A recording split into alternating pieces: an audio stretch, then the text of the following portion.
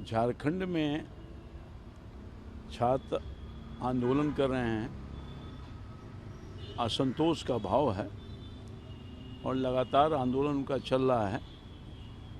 वहाँ की सरकार को संज्ञान में लेने की आवश्यकता है।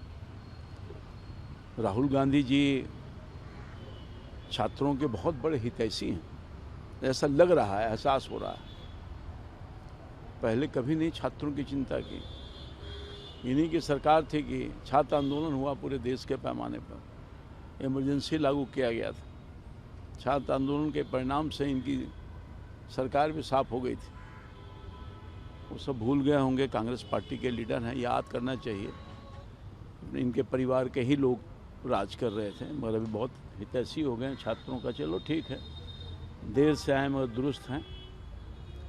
ये सब देश दुनिया सब समझती है कि जो कांग्रेस पार्टी का अस्तित्व तो ख़त्म ही हो गया है ना। तो मौके की तलाश में है, कहाँ मौका मिल रहा है, जहाँ मौका मिल रहा है वहाँ प्रवेश कर जाते हैं बिना किसी के इजाज़त के, और छात्र आंदोलन में घुस करके छात्रों के आंदोलन को भी बदनाम कर देते हैं। तो झारखंड की सरकार और कांग्रेस पार्टी जो संयुक्त रूप से झारखंड में सरकार चला रही है विगत कई वर्षों से, छात्र को प्राथमिकता दीजिए, छात्रों की समस्या को दूर करिए और काम करिए। राहुल गांधी आज प्रयागराज में करेंगे छात्रों की गूंज कार्यक्रम। अनुमति मिल गया है, कुछ शर्तों के साथ अनुमति मिला था, उसके बाद आज छात्रों से संवाद करेंगे। असल में वहाँ चुनाव है ना, 2027 में चुनाव है उत्तर प्रदेश में। तो छात्रों की गूंज, ये छात्रों की गूंज थोड़ा है, ये कांग्रेस की गूंज है। तो कौन सुनेगा कांग्रेस की गूंज? उत्तर प्रदेश में कोई जगह है, बिहार में कोई जगह है, कहीं कोई जगह है?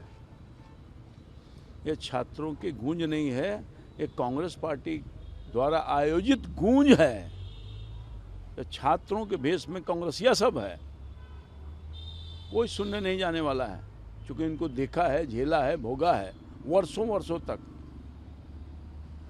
E20 वाहनों को लेकर भी राहुल गांधी ने सरकार पे हमला बोला है। उन्होंने कहा है E20 वाहनों को लेकर भी राहुल गांधी ने सरकार पे हमला बोला है। उन्होंने कहा है कि E20 के चलते तेल में जो मिश्रण हो रहे हैं उसको लेकर कई गाड़ियां खराब हो रही हैं। देखिए, कांग्रेस पार्टी को सकारात्मक विपक्ष की भूमिका निभानी चाहिए, नहीं निभा रहे हैं।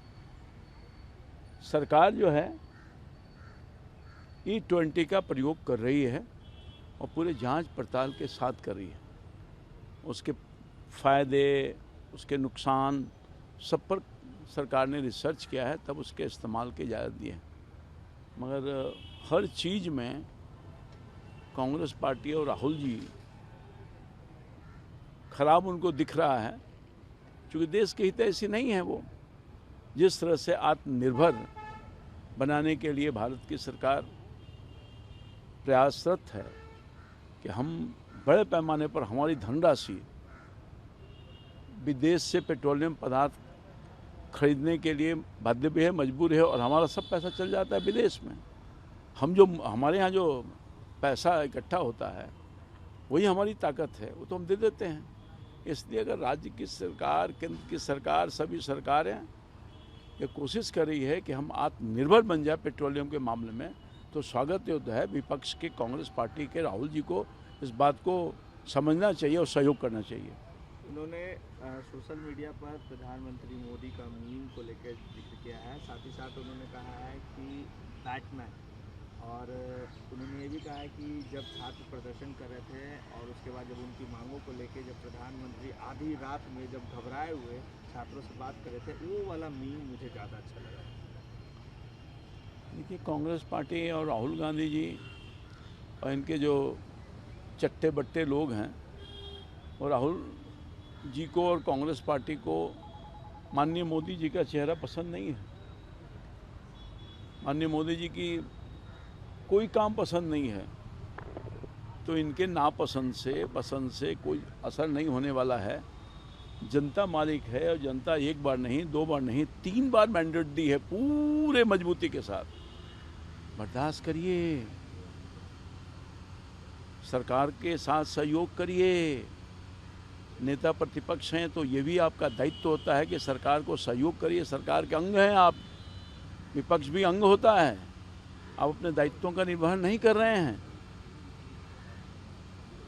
धैर्य रखिए, अभी 2029 में टाइम है,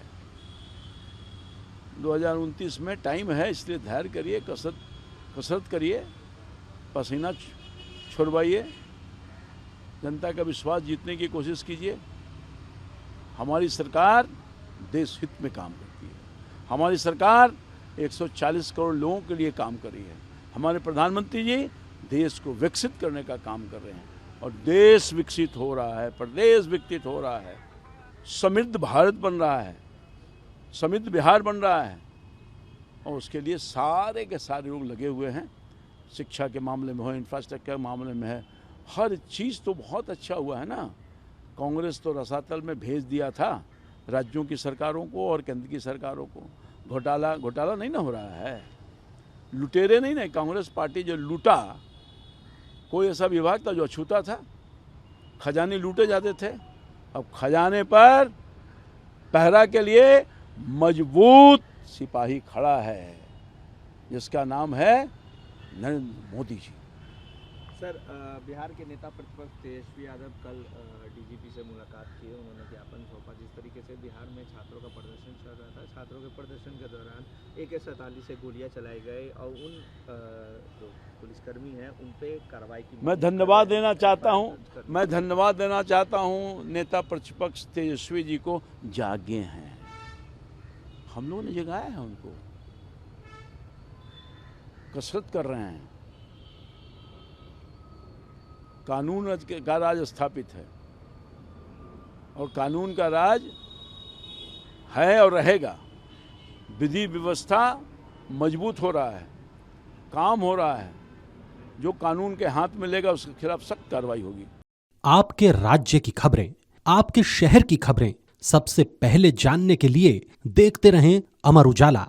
चैनल को सब्सक्राइब जरूर कर लें और पाएं हर अपडेट।